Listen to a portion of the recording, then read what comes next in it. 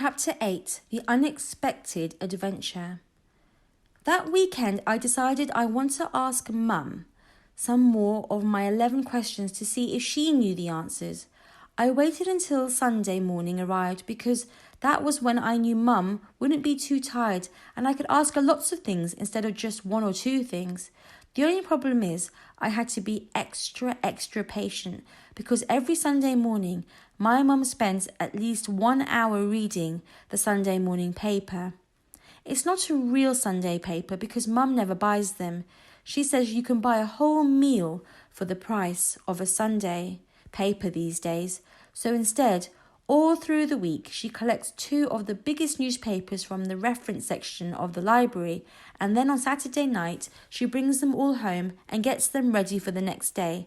She opens them out at the centre and puts them in order so that Monday's papers are on the top and Saturday's papers are on the bottom, and then folds them together like a big book. It's too heavy to hold up and read 12 big newspapers in one go, so Mum always reads it bent over the kitchen table as if she's doing homework. I don't like disturbing Mum when she's reading the paper because she only gets to do it once a week, so I quickly finished my toast and milk and I silently stared at her as she finished her breakfast. But grown-ups take an awfully long time eating breakfast when they don't have to go to work. And on this morning, Mum seemed to be moving so slowly that you could hardly call it moving at all. I could hear the ticking of the kitchen clock getting louder and louder and my fingers and legs getting bored of waiting.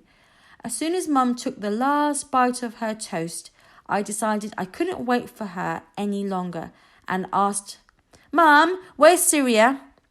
The question made her look up at me straight away. "What did you say, darling?" "Just, do you know where Syria is, Mum?" I said more quietly. Mum pushed up her glasses and looked at me with her head to one side. Then she said, "Syria is a country very far away from here, my love. Why do you want to know?" I shrugged. "That's where the new boy in our class is from." "Ah," she said, nodding. "Okay, tell you what, why don't you go and get the atlas book and I'll show you." I nodded and ran to the living room, trying to remember where I had last put the atlas book. It's hard finding a book in our house because we have so many of them. Mum loves collecting old books and reading them again and again. She takes the copies that are all about to be thrown away by her library, so you could say she rescues them. The only problem is we don't really have space for any more because our rooms are covered with piles of old books, even the toilet. The atlas book was big and Mum always kept the very big books on the bottom shelf of our bookcase. So I climbed over the back of the sofa and crawled down into the narrow gap, head first, to see if it was there. Luckily it was. I grabbed it and pulled it out. The atlas book is one of the oldest books in the house and is almost half as tall as me and just as heavy, so I dragged it along behind me into the kitchen and placed it with a bang onto the kitchen table. I watched as Mum flipped to the index and then to a page near the middle. "Here you go," she said, turning the map around to show me. "This atlas is a little old, but I don't think the borders have changed that much." I let my finger meet hers, where it said the word Syria in capital letters, and looked at the strange shape of the country the new boy had run away from. It looked like a woman yawning and wearing a tiara whose hair was being blown in the wind, except she was all pointy.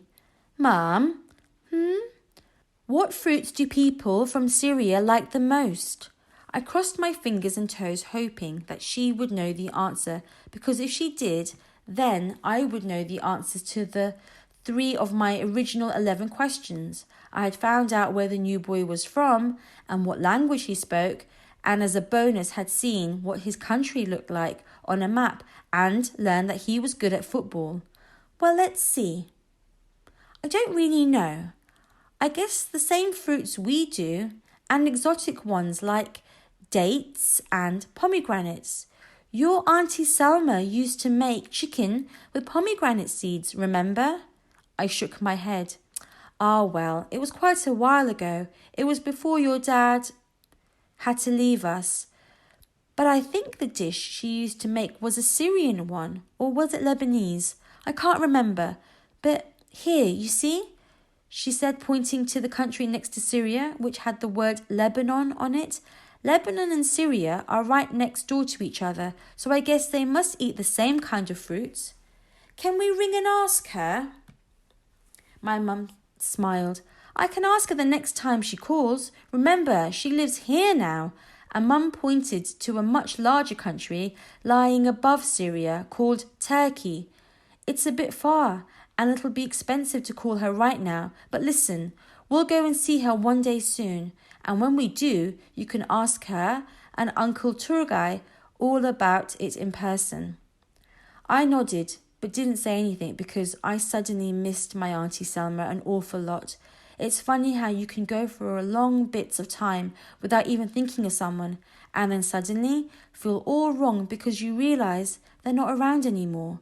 I feel like that about my dad sometimes. It feels horrible when I go to bed, and I realise that I haven't thought about him all day, not even for a minute. But I always remember him at night before I go to sleep, because that's when he used to tell me stories and do funny patterns on my forehead so that it tickled. It's different with my Auntie Selma though, because she's not my real auntie, so I think it might be okay if I don't think about her every day. She's my mum's best friend because they like laughing at the same things. She has dimples, just like I do, and she always wears lots of sparkling bracelets and necklaces. She used to live 2 floors below us with Uncle Turgay, and every Sunday night they would invite Mum and Dad and me down for dinner and give us all sorts of special things to eat, like bread with spinach in it, inside it, and a special kind of tea that came in small glass and didn't have any milk in it. I remember the tea because Dad let me taste it once, but I didn't like it at all. And then, after Dad died, Auntie Selma and Uncle Turgay said they were leaving because the economy was being bad. Grown-ups are always talking about the economy, especially in shops and at bus stops and on the news, and they always sound angry or sad when they talk about it. I hate the economy because it made Auntie Selma and Uncle Turgay suddenly disappear, just like Dad. They send us pictures and boxes of sweets sometimes in the post, and even though I like getting things from them because the stamps are interesting, I can tell it makes Mum sad. Now there's an old lady living in their flat, and she never speaks to anyone. I don't think Mum could be best friends with her, even if she wanted to. I thought about my question again. So, people from Syria like pomegranate, Mum corrected. Remember it like, let's see, 1/2 of a pom-pom and a delicious letter E, then your gran 8. Pomegranate. I nodded and said the word out loud 3 times. I love it when Mum comes up with ways to help me remember how to spell or say a word. Last year I had to write the word conundrum for a spelling test, but kept forgetting how many nuns or N's there were in it. And then Mum told me to close my eyes and picture a man called Co and a lonely nun banging on a drum, and I've never spelt it wrong since. I thought about pomegranates and how they might be Ahmed's favourite food and how he might be missing them. So I asked Mum, can we get one? One what, darling? A pomegranate, I said carefully. They're a bit expensive, and you can't find them everywhere. How expensive? I'm not sure. About £1.50, I think. What? Nearly £2 just for one? I cried out. You could buy a whole packet of colouring pens and a rubber for that much money. Mum laughed. Yes, darling, for one. They come a long way to get to our supermarkets, and secondly, a pomegranate is also a really special fruit. It's like millions of tiny fruit all hidden away inside a small ball, and you can eat it for days. Oh, I said, trying hard to think of what millions of one fruit hidden inside a ball would look like. She looked at me and then smiled. Do you want to see if we can find one? Shall we make that our adventure for today? I jumped up and nodded. But can we get two? I asked. And why would you need two? I think Mum already knew the answer because her lips looked like they were about to smile. I didn't think she'd tell me off, even though pomegranates are so expensive. But you never be too sure with grown-ups. Sometimes they don't tell you off, even when you've done something you know you shouldn't have. And at other times, when you think you haven't done anything that was bad at all, they punish you twice as much. Michael says it's so they can keep us on our toes. But I've never stood on my toes when I've been told off, so I don't see how that works.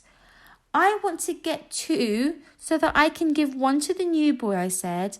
I've been giving him my sherbet lemons and sweets after school, but he didn't like them that much. But then I gave him an apple and an orange, and he liked those better. And Miss Hemsey said that he's from Syria and that he only speaks. I hesitated, trying to remember what Miss Hemsey said. Arabic? Mum asked, trying to help. I shook my head. Kurdish? I guess, not knowing it was wrong. Ah, Kurdish? I nodded. I see. I could tell Mum was interested in what I was saying because she had leaned back in her chair and folded her arms. And I thought maybe he'd like a fruit he used to have at home all the time before the bullies dropped bombs on everything and made him run away. I stopped, worried that Mum would think that it was silly and maybe a waste of money buying food only to give it away. But she didn't. Instead, she said, I think that's a brilliant idea. Go and get ready and we'll head out on a pomegranate hunt.